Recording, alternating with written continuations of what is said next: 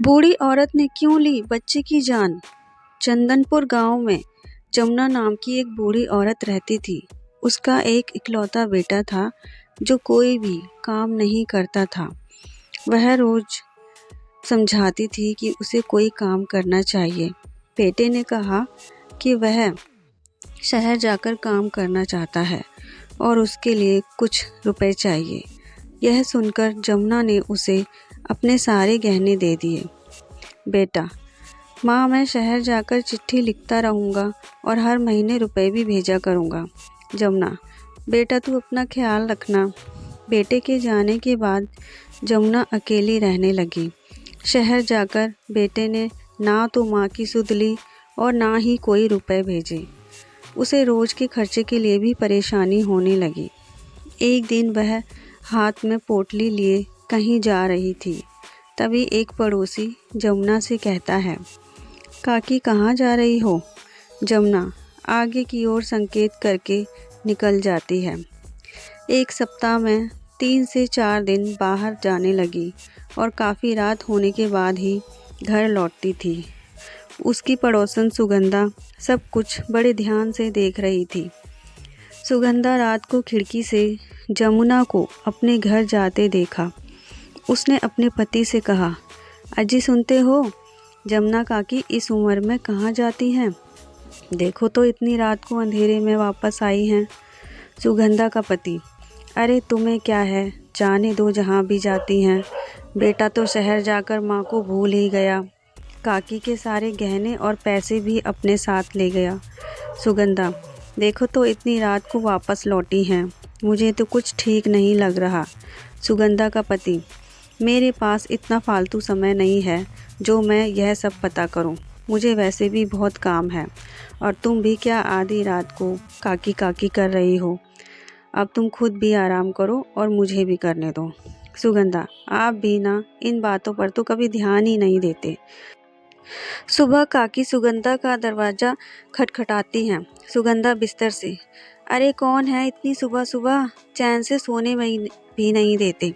सुगंधा दरवाज़ा खोलकर, अरे काकी तुम, आओ अंदर आओ। जमुना, नहीं सुगंधा, अभी काफ़ी काम है। एक कटोरी देते हुए, ये लो हलवा, अभी अभी बनाया है, एकदम गर्मा गर्म है। तेरे बिट्टू को हलवा बहुत पसंद है ना, उसे खिला देना। सुगंधा, आज कोई नई बात है क्या? जमुना, आज मेरे राजकुमार का जन्मदिन है। सुगंधा, ओहो, आप बिना काकी उस भगोड़े में आज भी मन लगाकर बैठी हो। बुढ़ापा खराब कर दिया उसने आपका। इस उम्र में जब हर कोई अपने परिवार के साथ रहता है, वह यह सब कुछ अकेला छोड़कर शहर भाग गया। जमुना, मैं अपने बेटे से बहुत प्यार करती हूँ। वह जैसा भी है मेरा बेटा है। सुगंधा, अच्छा काकी, आप रात में जाती कहाँ हो? ऐसा कौन सा काम है जो इतनी रात को घर वापस आती हो? जमुना, अब तू छोड़ इन बातों को, मैं घर चलती हूँ। सुगंधा मन में, हो ना हो गड़बड़ है कुछ काकी।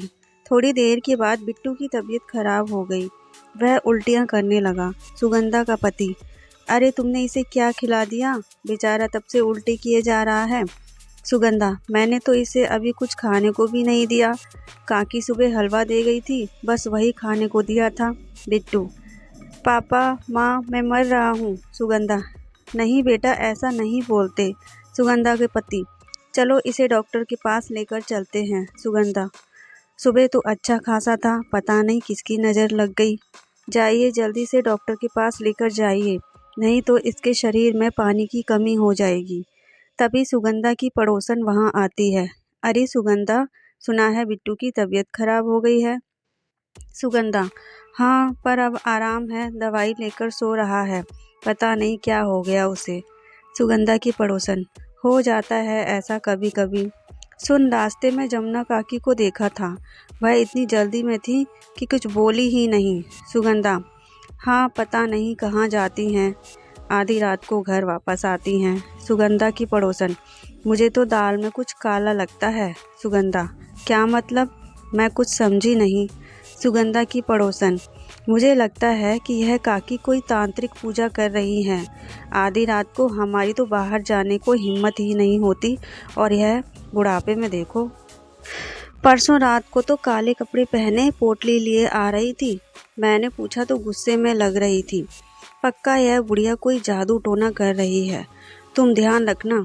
यह कहते हुए सुगंधा की पड़ोसन वहाँ से चली जाती है। सुगंधा मन ही मन कहती है, आज सुबह काकी का हलवा खाते ही बिट्टू की भी तबीयत खराब हो गई थी। हे भगवान। रात को सुगंधा अपने आंगन से चारपाई उठा रही थी, तभी सामने के रास्ते से एक काली परछाई आती हुई दिखाई दी। काले कपड़े पहने, बाल खुले, सिर पर लाल बिंदी और काजल लगाए, हाथों में एक लालटेन लिए एक बूढ़ी औरत लाठी टेकते हुए आ रही थी। उसे देखकर सुगंधा डर के मारे अपने घर के अंदर भाग गई। सुगंधा, हे भगवान रक्षा कर, पता नहीं कौन सी बुरी आत्मा है। उसने खिड़की में से ध्यान से देखा। वह औरत जमुना काकी के घर में घुस गई। सुगंधा, अच्छा तो यह जमुना काकी हैं। पता नहीं चुड़ैल जैसा रूप बनाकर यह जाती कहाँ है। मेरी तो जान ही निकल गई कि ये कौन है। काकी, तुम्हें तो मैं सुबह देखती हूँ। तभी गांव के लोग लालटेन और लाठियाँ लेकर आए। गांव के लोग, माधव माधव जल्दी बाहर आ। सुगंधा, सुनिए जी, बाहर आपको कोई बुला रहा है। सुगंधा का पति, अरे इतनी रात को कौन है, वह जल्दी से बाहर आता है। गांव का एक आदमी, माधव जल्दी चल हमारे साथ। माधव, क्या हुआ, बताओ तो सही। गांव का व्यक्ति, कैलाश का बेटा नहीं मिल रहा। 3 घंटे पहले टहलने गया था पर अभी तक नहीं आया। उसे अंधेरे से बहुत डर लगता है। माधव भी उनके साथ चला गया। सुगंधा, हे भगवान, इतनी देर हो गई और यह अभी तक नहीं लौटे। सुगंधा की पड़ोसन, सुगंधा, अरे ओ सुगंधा। सुगंधा बाहर आती है। अरे गौरी, तुम गौरी? हाँ, अकेले मेरा जी घबरा रहा था। गांव के सारे आदमी अभी तक नहीं आए। फर्श पर बैठे बैठे बातचीत करते करते सुगंधा और गौरी को नींद आ गई। सुबह कैलाश और उसकी पत्नी के रोने की आवाज़ आने लगी। गौरी और सुगंधा झट से बाहर आई तो कैलाश के बेटे की लाश पड़ी थी और पूरा परिवार रो रहा था। कैलाश की पत्नी, तुझे क्या हो गया? तू तो बोल रहा था कि थोड़ी देर में आता हूँ, तू अब सोया क्यों है, खड़ा हो। तभी वहाँ पुलिस आ गई। अरे इसकी बॉडी पर तो चोट के निशान हैं। पुलिस लाश को लेकर चली गई और गांव वाले कैलाश और उसकी पत्नी को संभालने लगे। गांव की कुछ औरतें सवाल करती हुई कहती हैं, यह सब कैसे हुआ? उनमें से एक आदमी जवाब देता है, हम सब बाहर सड़क पर टहल रहे थे, तभी कैलाश का बेटा हमें वहाँ पड़ा हुआ दिखा। सुगंधा, मैं जानती हूँ यह सब किसने किया। गांव के सभी लोग हैरान होते हुए पूछने लगे, किसने किया है यह सब? सुगंधा, जमुना काकी ने। आपके जाने के बाद सबसे पहले वही लौटी थी। आजकल गांव के बाहर पता नहीं कहाँ जाती हैं। इसे देखकर मैं तो पूरी तरह घबरा ही गई। वह आधी रात गए ही वापस आती हैं। कल जैसे ही आप निकले थे ठीक उसके बाद वह अपने घर में घुस गई थी। कल जब उसने हलवा दिया तो मेरी बिट्टू की भी तबीयत खराब हो गई थी। गौरी, हाँ, पता नहीं इनके घर में क्या चल रहा है। इनका बेटा तो इन्हें भूल ही गया है। गांव का एक व्यक्ति, बुरा मत मानना, कई दिनों से शक तो मुझे भी था कि यह बुढ़िया अजीब अजीब सी हरकतें कर रही है, शायद कोई तांत्रिक क्रिया। गौरी, मुझे तो लगता है यह अपने बेटे को घर लाने के चक्कर में हमारे बेटों की बलि दे रही है। कैलाश के लड़के को इसी ने मारा है। उस रात को यही सबसे पहले घर आई थी। सुगंधा, ना ना ऐसा मत बोलो, भगवान सबकी रक्षा करें। गांव का व्यक्ति, गांव में पंचायत को बुलाओ और इस बुढ़िया को भी जल्द से जल्द फैसला करो। शाम को एक व्यक्ति जमुना काकी को बुलाने जाता है तो वह बूढ़ी औरत हाथ में एक पोटली लिए दरवाज़ा बंद कर रही थी। आदमी, अरे काकी, तुम्हें पंचायत ने बुलाया है। जमुना काकी, अभी तो मैं ज़रूरी काम से बाहर जा रही हूँ, बाद में आ जाऊँगी। आदमी, काकी, पंचायत बैठी हुई है, बहुत ज़रूरी काम है आपसे, जल्दी चलो। जमुना काकी, अरे मेरा काम भी तो ज़रूरी है, जा कह दे बाद में आऊँगी। आदमी, ना ना जल्दी चलो वरना उठा के ले जाएंगे। जमुना काकी, अरे कोई ज़बरदस्ती है? आदमी, आप चुपचाप चलो मेरे साथ। जमुना काकी गांव के उस आदमी के साथ पंचायत चली जाती हैं। सरपंच। जमुना काकी, तुम आजकल रात में कहाँ जाती हो? सुना है आधी रात को लेट घर आती हो। जमुना काकी। मैं कहीं भी जाऊं, कितनी भी देर में आऊं, गांव वालों को इससे क्या? सरपंच। पोटली में क्या है? जमुना काकी। कुछ नहीं। सरपंच। जरा खोल कर दिखाओ। जमुना काकी। ना ना, यह मेरी है, मैं क्यों दिखाऊं? सरपंच के इशारे पर एक आदमी ने काकी से पोटली छीन ली और उसे खोला। सरपंच। काले कपड़े, बिंदी, चूड़ी, माला, दिया और अगरबत्ती, क्या मतलब है इनका? गौरी। मैं ना कहती थी यह बुढ़िया जरूर कोई तांत्रिक क्रिया करती है और आज पता नहीं किसकी बलि देगी। सुगंधा। बिल्कुल सही कह रही हो।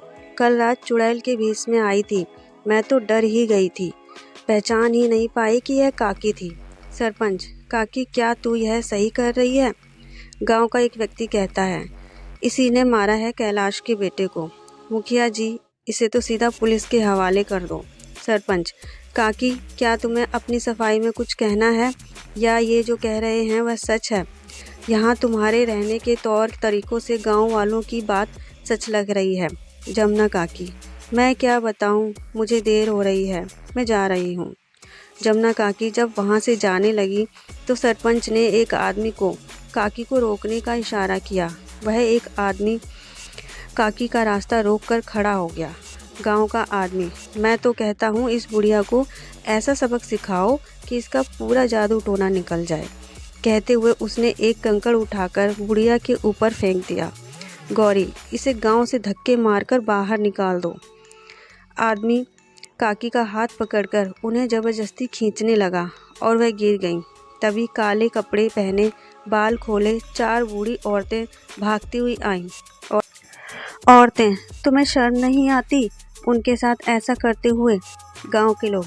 अच्छा, तो ये अकेली नहीं है, पूरा की पूरा गैंग है। तभी मैं सोचूं काकी के अकेले ऐसा करने की हिम्मत कैसे हो गई। गौरी। सरपंच जी, अब तो सब कुछ आपकी आंखों के सामने है। ये सब जादू टोना करके पूरा गांव बर्बाद कर देंगे। इससे पहले कि किसी और की जान जाए, कुछ करो। सरपंच। तुम लोगों ने कैलाश के बेटे को मारा है, सच सच बताओ वरना ठीक नहीं होगा। जमुना काकी। नहीं नहीं सरपंच जी, हमने ऐसा कुछ भी नहीं किया और औलाद के जाने का दुख मुझसे ज़्यादा और कोई नहीं समझ सकता। सरपंच। तो सच क्या है?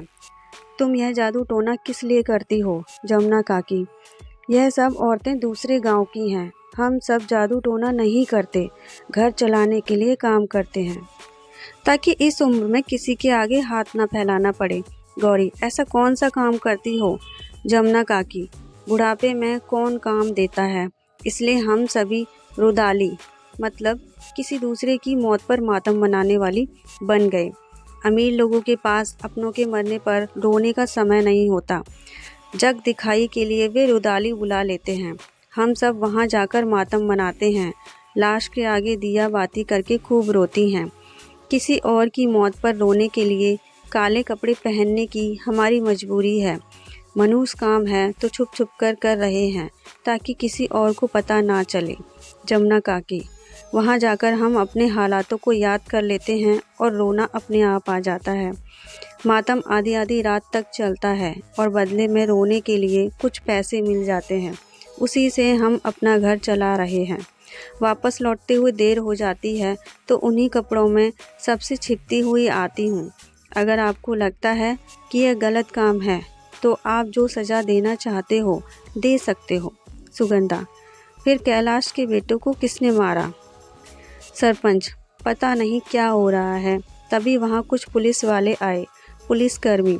सभी गांव वाले ध्यान से सुनो, कैलाश के बेटे की हत्या किसी आदमी ने नहीं बल्कि जानवर ने की है। पोस्टमार्टम में जो उसके शरीर पर निशान पाए गए हैं वह एक बैल के सींग के हैं। गांव के व्यक्ति। बैल? लेकिन यहाँ तो सब अपनी बैलों को बांध कर रखते हैं। पुलिसकर्मी। हमारी तहकीकात में पता चला है कि कल रात जमींदार का एक खतरनाक बैल उसके नौकर को धक्का मारकर वहाँ से निकल गया था। नौकर ने डर की वजह से किसी को यह बात नहीं बताई। गांव का व्यक्ति। इससे यह पता थोड़े ही ना चलता है कि बैल ने ही उसे मारा है। पुलिसकर्मी। भाई हमारे पास और भी कई सबूत हैं। जब वह बैल जमींदार के घर गया तो उसकी सींगों पर खून के निशान थे। वह खून कैलाश के लड़के का है। हमने बैल, जमींदार और नौकर तीनों को हिरासत में ले लिया है। यह कहकर पुलिसकर्मी वहाँ से चले गए। सरपंच: काकी, तुम्हें छुप कर काम करने की कोई ज़रूरत नहीं, हमें माफ़ कर दो। जमुना काकी: सरपंच जी, किसी और के मरने पर मातम मनाने का काम मैं आपको कैसे बताती। आप लोग कैलाश और उसकी पत्नी को संभालो। उनका दुख मुझसे ज़्यादा और कोई नहीं समझ सकता। अब जमुना काकी बिना किसी डर के उन औरतों के साथ दूसरों की मौत पर मातम मनाने का काम करती हैं और उससे मिलने वाले पैसों से अपने घर का गुजारा चलाती हैं। गांव के सभी लोग अपना जमुना काकी से प्यार से बातचीत करते हैं और उनके बेटे की अनुपस्थिति से उन्हें दूर रखने की कोशिश करते हैं और उन्हें हमेशा खुश रखने की कोशिश करते हैं। तो दोस्तों, आपने देखा कि आज की दौड़ भाग की ज़िंदगी में बच्चों को अपने माँ बाप के लिए समय ही नहीं है। वह उन्हें देखना ही नहीं चाहते और ना ही उनकी देखभाल करना चाहते हैं। तो दोस्तों, कहानी आपको कैसी लगी हमें कमेंट बॉक्स में ज़रूर बताइएगा। ऐसे ही इंस्पिरेशनल, एंटरटेनिंग, मनमोहक, मोटिवेशनल और दिल को छू लेने वाली कहानियों के लिए हमारे चैनल से जुड़े रहिए और हमारे चैनल को सब्सक्राइब कर लीजिए। वीडियो को लाइक और शेयर करना ना भूलें। मिलते हैं नेक्स्ट वीडियो में। जब तक के लिए स्वस्थ रहिए, मस्त रहिए, खुश रहिए। जय हिंद।